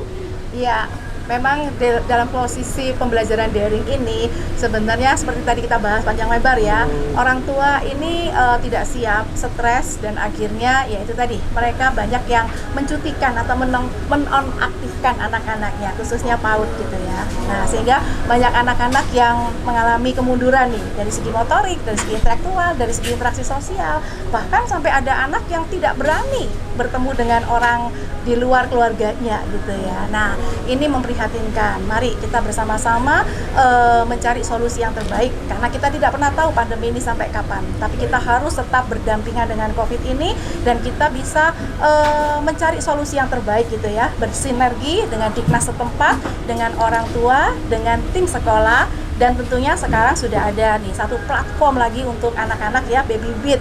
Saya melihat ini menjadi suatu proses untuk edukasi anak yang luar biasa, melalui buku-buku bacaan, kemudian melalui telling story. Ini bisa memberikan wawasan buat orang tua untuk belajar, seperti tadi disampaikan, belajar dimanapun juga, dengan media apapun gitu ya. Yang penting adalah orang tua tetap semangat. Ini ada penelpon ternyata nih. Selamat sore, Assalamualaikum. Saya Alek dari Kota Probolinggo. Alek dari Probolinggo. Baik Pak Alek. Ya baik Pak Alek. Selamat Anda mendapatkan hadiah goodie bag ya dari teman-teman semuanya. Baik, Baby. Oke, ini mungkin ada yang mau ditanyakan Pak Alek? Ya, anak saya kan masih kelas 3 SD ya, dan adiknya juga masih kelas 1 SD. Saya ingin tanya kepada Ibu Dokter terkait kemungkinan sekolah tatap muka itu. Bagaimana ya jika ada orang tua yang masih khawatir dengan kondisi COVID lalu tak mengizinkan ya berangkat sekolah karena masih takut juga. Terima kasih, mohon pencerahannya. Ya, sama-sama Pak. Oke, selamat sore. Nih Bu Maria, ini ada yang nanya nih, penelpon dari Pak Alek dari Probolinggo terkait sekolah tatap muka. Sebenarnya orang tuanya ini masih khawatir begitu. Apakah memang sebaiknya anak ini ikut sekolah tatap muka atau sebaiknya di rumah saja? Iya. Gitu katanya. Untuk memulai tatap muka memang harus ada persetujuan dari orang tua ya. Orang tua yang masih galau, yang masih bingung gitu ya antara tatap muka atau online gitu, lebih baik mungkin harus memantapkan diri dulu gitu ya, memilih yang mana supaya anak tidak semakin tertekan. Karena pada saat anak diizinkan tatap muka tapi orang tua masih khawatir, biasanya yang terjadi anak ini penuh dengan wanti-wanti gitu. Nanti di sekolah hati-hati ya, nanti kamu jangan begini, anak pulang juga ayo kamu harus begini, kamu harus begini. Nah, sehingga tekanan itu semakin membuat anak stres. Jadi lebih baik orang tua harus memantapkan hati. Setelah orang tua mantap bahwa tatap muka ini dan tentunya harus percaya ya. Percaya terhadap sekolahnya gitu ya. Nah, kalau perlu survei dulu, koordinasi kerjasama dulu dengan sekolah. Kalau sudah merasa nyaman menitipkan anaknya ya, biasanya kan harus ada pernyataan, surat pernyataan bahwa bersedia silakan. Maka itu hasilnya akan jauh lebih baik. Karena orang tua lebih tenang, kemudian ada apa-apa bisa disolusikan, bisa dikomunikasikan dengan baik dengan pihak sekolah. Oke, terima kasih Bu Maria. Itu tadi Pak Alek jawaban dari Bu Maria ya. Oke, ini dari pemirsa di rumah juga masih boleh banget bisa telepon ke kita, nanti akan mendapatkan hadiah menarik begitu cantik, begitu ya Kak Jo? Betul sekali. Sembari kita menunggu penelpon yang lain, Kak Solil, mungkin masih ada pesan-pesan dari kakak-kakak yang ingin disampaikan? Ini saya ada telepon lagi. Oh, ada lagi. Oke, kita akan lagi. Oke. Halo, dengan siapa di mana? Saya Sofia. Iya, Sofia. Oh, dari NTT. Oke. Baik, Bu Sofia, ini ada yang mau ditanyakan? Ke siapa nih? Mungkin lebih cocok ke Pak Ermi. Maaf Pak Ermi yang tadi. Pokoknya dari UNICEF. Yang mau saya tanyakan bagaimana jika standar protokol kesehatan sekolah SOP-nya berbeda dengan standar prokes yang dianjurkan UNICEF. Itu aja, terima kasih. Oke, terima kasih. Ya, ini pertanyaan buat Pak Ermi nih. Bagaimana misalkan nanti sekolahan itu standarnya beda, Pak, protokol kesehatannya dengan sekolah yang lain? Gimana, Pak? Jadi dalam konteks pelindungan anak terhadap COVID, standar semua sama, tidak boleh ada yang beda.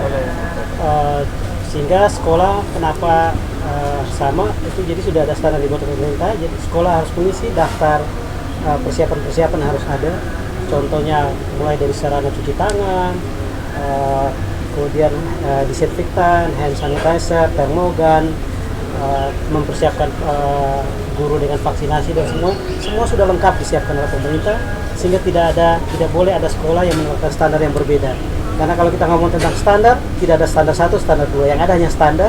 Dan itu harus diberlakukan sama untuk semua sekolah dimanapun berada. Oke, buat Bu Sofia dari NTT ini sudah dapat jawaban dari Pak Ermi, artinya standar semua sekolah sama, begitu ya Pak? Jadi jangan khawatir untuk menyekolahkan anaknya mungkin yang masih ragu-ragu. Memenuhi kriteria itu harus sama, standarnya sama.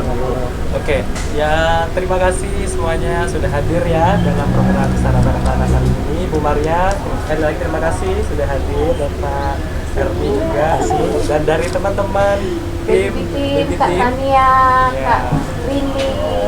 Pemirsa, di segmen terakhir ini kami masih nerima telepon. Jadi buat pemirsa di rumah ini yang ingin mendapatkan hadiah goodie menarik dari kami, silahkan ditelepon saat sekarang juga ini. Karena masih ada 2 pertanyaan lagi nih.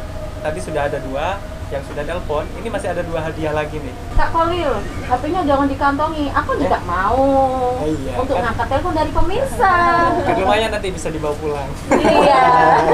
Ini HP-nya siapa sih? Oke, aku taruh sini ya. Oke, buat pemirsa di rumah ini yang mau nelpon silahkan. Oke, Kalau Kak Jo. nggak ada yang nelpon, saya buat hadiahnya buat saya. Oh gitu kan? Gitu. Kan masih ada 2 lagi. Udah ngincer soalnya. Satunya buat saya deh. Iya. Iya. Oke. Ini dari Bagus loh hadiahnya, buku. Wah, Ini hadiahnya? Iya, Oh, hadiahnya buku. Terus ada juga beberapa nanti souvenir dari Baby B. Iya. Gitu. Ada kulkas juga. ada dapat apa lagi? Kulkas ini beda ya. Dapat rumah dari klinik. Ada apa nelpon? Oh iya, ada telepon. Silakan. Oke, dari mana? Silakan. belum ada ya, belum masuk ya. Oke, kita Putus, tunggu. kayaknya terputus. Terputus. Jadi buat pemirsa di rumah sekali lagi ya, jangan lupa. Saya tunggu. Di Oh, ini telepon. ada lagi. Iya, halo. Halo, Assalamualaikum. Selamat sore. Halo, MTV. Saya Sonia dari Jakarta. Mau tanya, mungkin 2 pertanyaan saya. Satu kepada Pak Ermi dan kedua kepada Ibu Dokter. Satu, apakah jika ada sekolah yang tidak mentaati aturan pemerintah tentang prokes, ada tindakan atau sanksi dari pemerintah? Yang kedua, bagaimana jika masih ada orang tua yang tidak mentaati prokes sekolahnya? Itu saja sih. Terima kasih. Assalamualaikum. Selamat sore. Ini ada penelpon tadi dari Jakarta yang menanyakan yang pertama untuk Pak Ermi dari UNICEF. Jika ada sekolah yang tidak menaati aturan atau protokol kesehatan yang sudah ditetapkan pemerintah, apakah ada tindakan atau sanksi seperti itu? Lalu yang kedua, pertanyaan kedua untuk Ibu Maria Farida, bahwa jika ada orang tua yang juga tidak menaati aturan-aturan di sekolah mengenai protokol kesehatan ini, apakah ada istilahnya juga bukan tindakan ya, bukan sanksi, maksudnya tindakan dari sekolah untuk bagi para orang tua seperti ini? Oke, mungkin ke Pak Armi dulu ya, jangan Pak. Iya. Ya, jadi prinsipnya untuk kegiatan tatap muka terbatas itu sekolah hukumnya wajib memenuhi semua standar yang ada. Sehingga kalau bagi sekolah-sekolah yang mungkin karena suatu hal mereka tidak memenuhi standar-standar itu, bisa saja kegiatan tatap muka ini diberhentikan sementara untuk dievaluasi sampai mereka bisa memenuhi kembali aturan-aturan yang ada.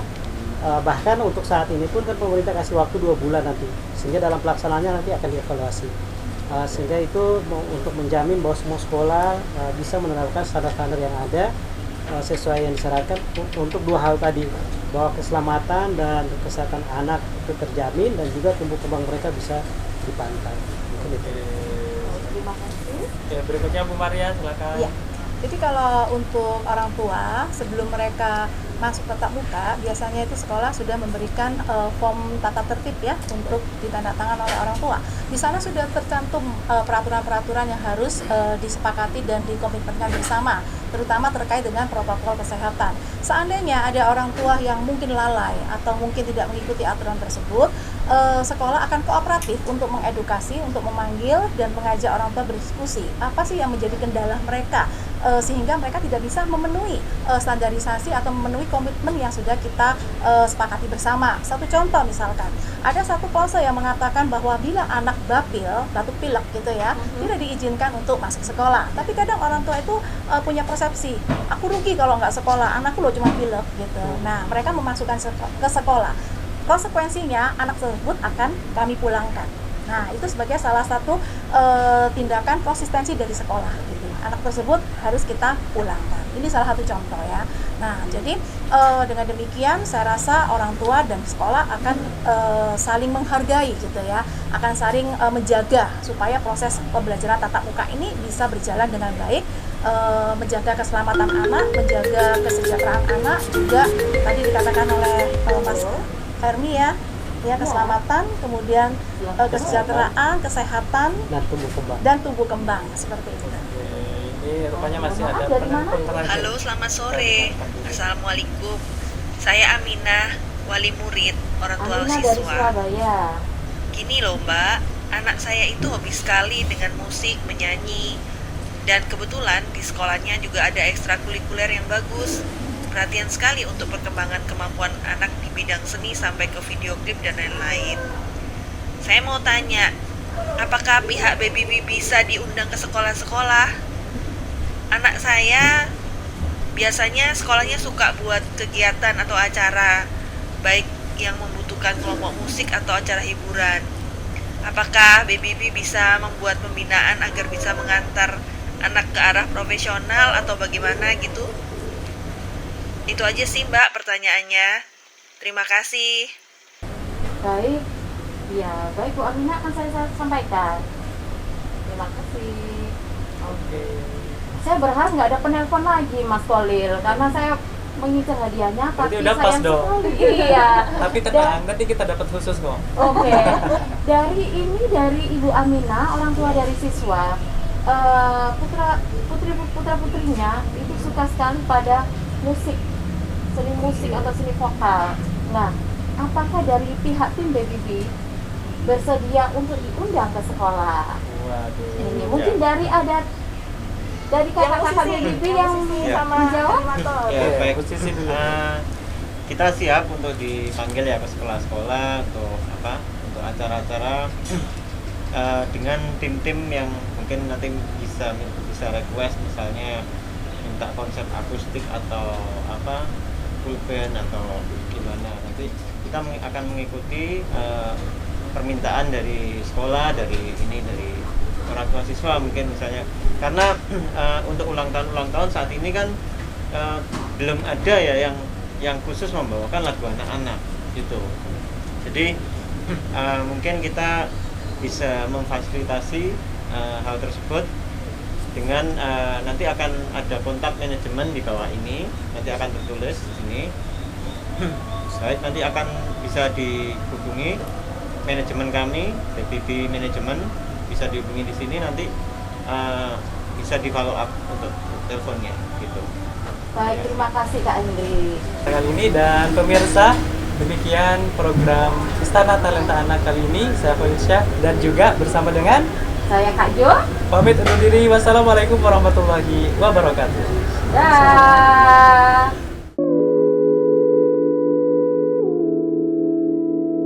Satu-satu aku sayang ibu, dua-dua